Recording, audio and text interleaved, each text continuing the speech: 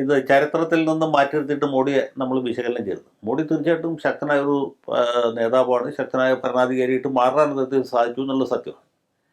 2001 അദ്ദേഹം ഗുജറാത്ത് മുഖ്യമന്ത്രിയായിട്ട് വന്ന ഒരു ഒരു ഒരു ആക്സിഡൻ്റൽ ചീഫ് മിനിസ്റ്റർ എന്ന് വേണമെങ്കിൽ പറയാം.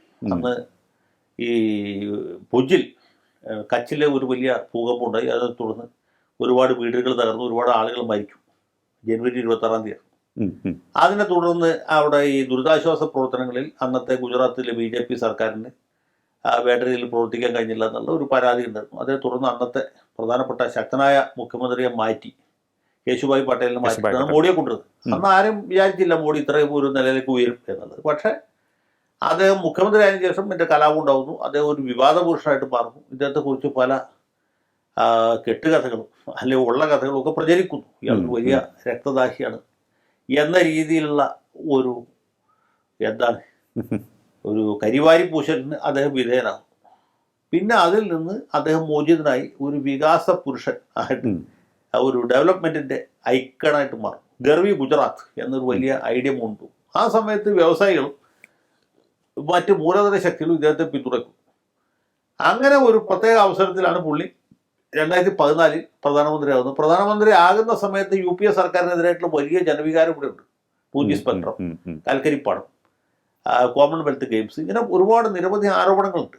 ആരോപണങ്ങളൊക്കെ കൊണ്ട് ഈ UPA സർക്കാർ തകരുകയാണ്. വലിയ വിജയത്തോടി നരേന്ദ്രമോദി വരുന്നു. അത് എന്ന് പറഞ്ഞാൽ അന്നത്തെ ഒരു പ്രത്യേക സാഹചര്യത്തിൻ്റെ സൃഷ്ടിയാണ് മോഡി. പക്ഷെ ഒരിക്കലും ആ സ്ഥാനത്ത് വന്നു കഴിഞ്ഞപ്പോൾ പുള്ളി അദ്ദേഹത്തിൻ്റെ അതോറിറ്റി ഭയങ്കരമായിട്ട് അവിടെ പ്രകടിപ്പിച്ചു എന്നുള്ളതാണ് സത്യം. അധികാരം എങ്ങനെ ഉപയോഗിക്കാം അത് മൻമോഹൻ സിംഗിന് അറിയില്ലായിരുന്നു, അല്ലെങ്കിൽ വാജ്പേയിക്ക് അറിയില്ലായിരുന്നു, ദേവഗൗഡക്കോ ഗുജറാളിനോ ആർക്കും സാധിക്കാൻ. കാര്യം പാർലമെൻറ്റിൽ ഭൂരിപക്ഷം വളരെ പ്രധാനമാണ്. ഭൂരിപക്ഷം ഉണ്ടാകണം, പിന്നെ ആ തൻ്റെ ഇടം ഉണ്ടാകണം, ഇച്ഛാശക്തി ഉണ്ടാകണം. അപ്പോൾ ഇത് മൂന്നും ഇന്ദിരാഗാന്ധിക്ക് ശേഷം പിന്നെ ഇന്ത്യൻ രാഷ്ട്രീയത്തിൽ പ്രകടിപ്പിച്ച ഒരാൾ മോഡിയാണ്. പിന്നെ ഇന്ദിരാഗാന്ധിക്ക് ഉണ്ടാകാതിരുന്നൊരു വലിയ സൗകര്യം ഇദ്ദേഹത്തിനുണ്ടായി. കാരണം ഇന്ത്യ ഒരു ഫ്ലറിഷ് ചെയ്യുന്ന സമയത്താണ്, ഇന്ത്യ ഷൈനിങ് എന്ന് പറയാവുന്ന സാഹചര്യം. കാരണം ഈ ഗ്ലോബലൈസേഷൻ്റെയൊക്കെ ഗുണഫലം അതിനു മുമ്പ് ദോഷഫലങ്ങളാണ് ആൾക്കാർ അനുഭവിച്ചുകൊണ്ടിരുന്നത്. ഏത് നരസിംഹറാവു തൊട്ട് മൻമോഹൻ സിംഗ് വരെയുള്ള ആളുകളുടെ കാലത്ത് ഇത് പ്രോപ്പറായിട്ട് നടത്താൻ പറ്റിയില്ല.